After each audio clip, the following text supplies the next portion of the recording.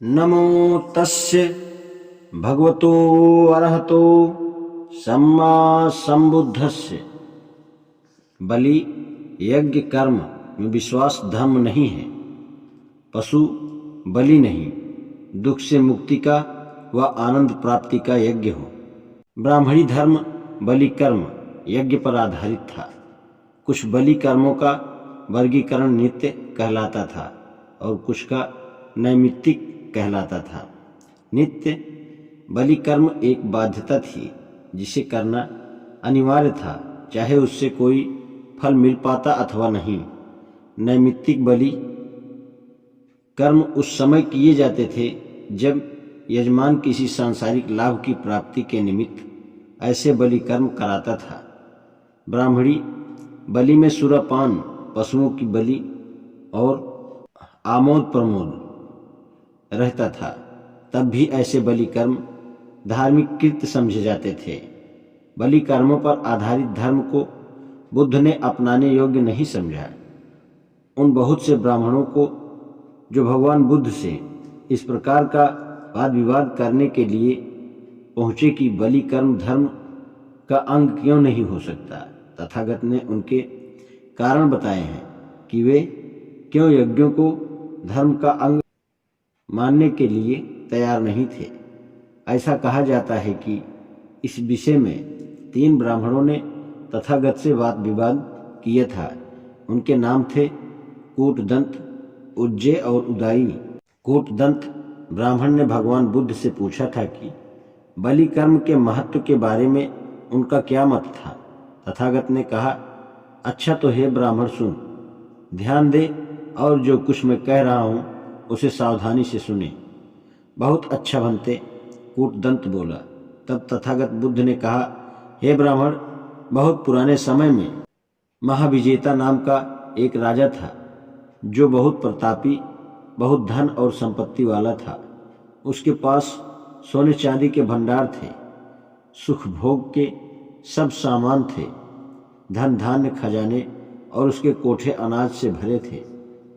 एक बार जब राजा महाविजेता अकेला ध्यान में बैठा था, वह यह सोचकर इच्छुक हो उठा, मेरे पास सुख भोग के सभी सामान हैं जिनका कोई भी नाशवान प्राणी भोग कर सकता है। मैं पृथ्वी का चक्रवर्ती राजा हूँ। यह अच्छा होगा यदि मैं एक महान यज्ञ करूँ जो दीर्घ काल तक मेरे सुख कल्याण के लिए हो। तब उस ब्राह्मण ने, जो राजा का पुरोहित था, राजा से कहा, राजन, इस समय आपकी प्रजा परेशान की जा रही है और लूटी जा रही है। बहुत से विदेशी डाकू हैं जो चोरी से गांव और नगरों में घुस आते हैं, लूट मार करते हैं और उन्होंने मार्गों को असुरक्षित कर दिया है।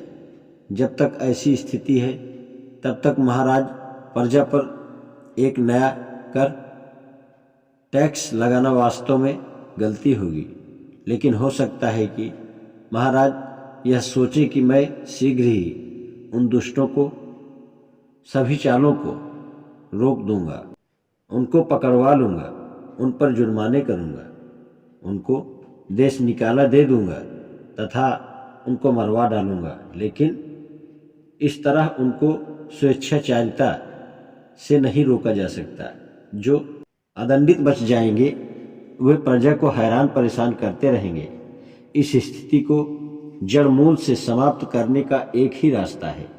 आपके राज्य में जितने भी ऐसे लोग हैं जो पशु पालते हैं, खेती करते हैं, उन्हें महाराज आप भोजन दें और खेतों के लिए बीज दें। आपके राज्य में जितने भी ऐसे लोग हैं जो व्यापार में लगे हैं, उन्हें महाराज आप व्यापार करने के लिए पूंजी दें।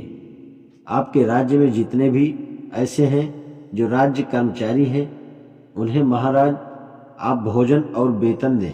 तब वे लोग जो अपने व्यवसाय में लगे रहेंगे, राज्य में उत्पात नहीं मचाएंगे, राजा का राजस्व बढ़ेगा, देश में सुख शांति स्थापित होगी और जनता आपस में खुश रहेगी।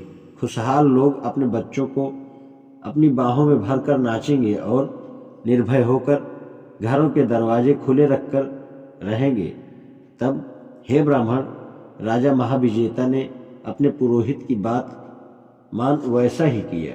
लोग अपने अपने व्यवसायों में लग गए। उन्होंने राज्य में उत्पात मचाना छोड़ दिया। राजा का राजस्व बढ़ गया। देश में सुख और शांति स्थापित हो गई।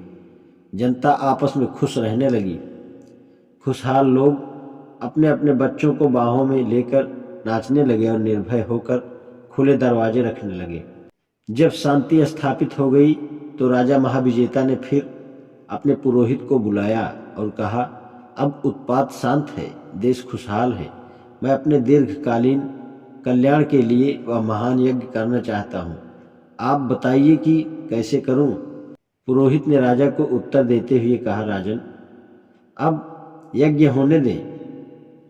राजन, अब आप नगर में और संपूर्ण देश में ऐसे जितने भी क्षत्रिय हैं जो आपके मालगुजार हैं, उन्हें निमंत्रण दें।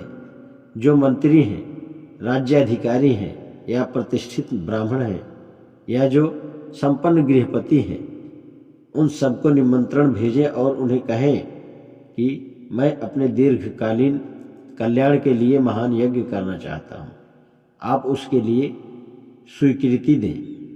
तब हे ब्राह्मण कूटदंत, जैसा पुरोहित ने कहा था, राजा ने स्वीकार किया और वैसा ही किया।